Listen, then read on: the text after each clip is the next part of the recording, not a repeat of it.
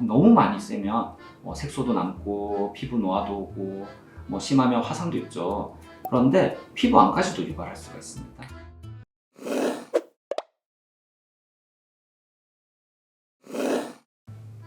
원장님 안녕하세요. 원장님 뭐 하고 계셨어요? 아, PD님 오셨어요? 저 진료 끝나서 태겔2 잠시 보고 있었어요. 원장님 저도 저거 봤는데 기안84 선크림 엄청 떡칠하더라고요. 저렇게 바르는 게 맞나요? 인도 태양도 도망갈 선크림 활용법이라고 하더라고요. 아, 네. 보기에는 진짜 우습죠. 그런데 저 정도로 발라주는 게 피부에 맞기는 해요. 자외선은 이제 보통 비타민 D를 합성한다고 잘 알고 있죠. 뿐만 아니라 살균 작용도 해줘서 몸에 이롭긴 한데 너무 많이 쓰면 색소도 남고 피부 노화도 오고 심하면 화상도 있죠. 그런데 피부 암까지도 유발할 수가 있습니다. 피부암까지도요? 네. 원장님 저 선크림 안 발랐는데 선크림 이제는 꼭 발라야겠어요. 원장님 그럼 저 선크림 바르는 내용 오늘 알려주시는 건가요? 네, 제가 오늘 선크림에 대해서 자세하게 알려드릴게요. 저 따라오실까요?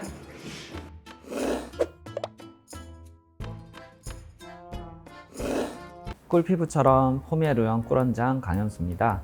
오늘은 자외선 차단을 어떻게 하면 효과적인지에 대해서 간단히 말씀드릴게요. 그럼 먼저 자외선에 대해 간단히 알아보도록 하겠습니다. 자외선은 UVA, UVB, UVC로 분류할 수 있고요. 이 중에서 UVC 같은 경우에 오존층에 모두 흡수가 되어서 우리 몸에 직접적인 자극을 주지는 않습니다. UVB의 경우에도 대부분은 오존층에 흡수가 되지만 일부는 이제 지표면에 도달해서 자극을 주게 됩니다. 근데 문제는 이 일부가 화상이나 피부암 등을 유발할 수 있고 피부 자극이 크기 때문에 주의가 꼭 필요합니다. 지표면까지 내려오는 대부분은 UVA인데요. 이 UVA는 이제 기미, 잡티, 검버섯 등 색소를 유발하고 주름이 잘 생기도록 할 수 있어 잘 차단해 주는 것이 필요합니다. 그래서 우리 피부 노화를 늦추기 위해서는 자외선 차단제를 꼭 잘 발라 주어야 합니다. PD님은 부지런한 스타일이신가요? 아니요, 그건 왜요? 자외선 차단제를 사용하는 데 있어서는 우리가 조금은 부지런해야 합니다. 매분 매초 생각해야 된다는 얘기는 아니지만 우리가 평소 옷 입는 것과 똑같이 생각해 주시면 됩니다. 매일 눈을 뜨고 외출하기 전에 아니면 집에 있을 때에도 날씨와 상관없이 우리는 매일 옷을 입고 생활을 하죠. 자외선 차단제 사용도 마찬가지입니다. 잠시 몇 분 밖에 나갔다 오니 괜찮겠지. 햇빛은 들지만 집안 차 안에서는 괜찮겠지. 날씨가 흐리고 비가 오니 괜찮겠지. 지금 너무 피곤하고 귀찮은데 오늘 하루쯤은 괜찮겠지 라고 생각하진 않으시나요? 다음 4가지 내용을 지키시지 않는다면 자외선 차단제를 사용해도 피부는 나빠질 수 있습니다. 첫 번째로 자외선 차단제는 자주 덧발라 주셔야 합니다. 선크림으로 효과를 일정 시간 유지하기 위해서는 손가락 1마디에서 2마디 정도 양을 발라 주어야 합니다. 하지만 실제 저희가 그 정도를 바르는 것은 쉽지가 않습니다.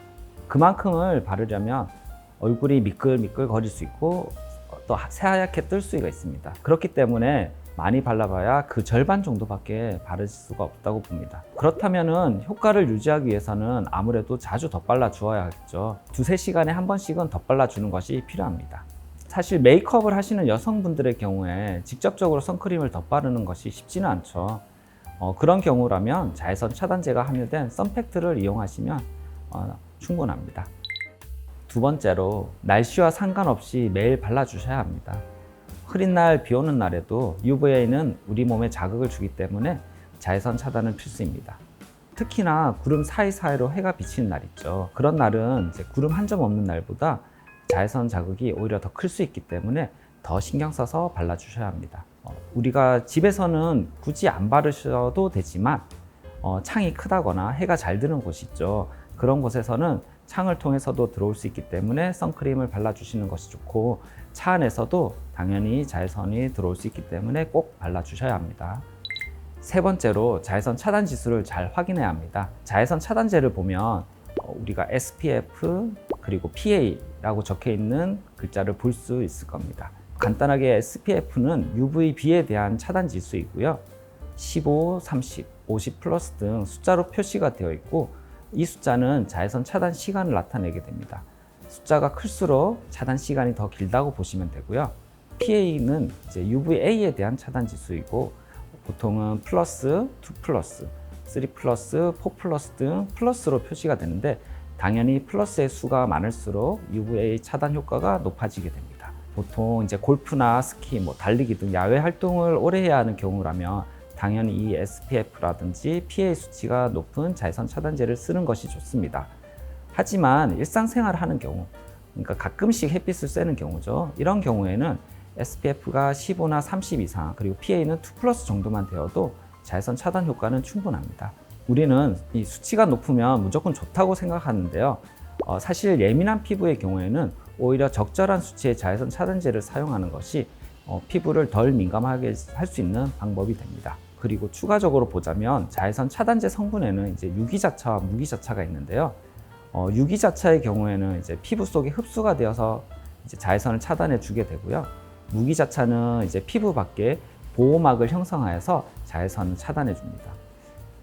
유기자차의 경우는 이제 피부 속에 흡수가 되기 때문에 아무래도 피부가 좀 예민하신 분들의 경우에는 사용 후 트러블이 좀 발생한다든지 홍조가 보이는 등 더욱 민감해질 수가 있는데요.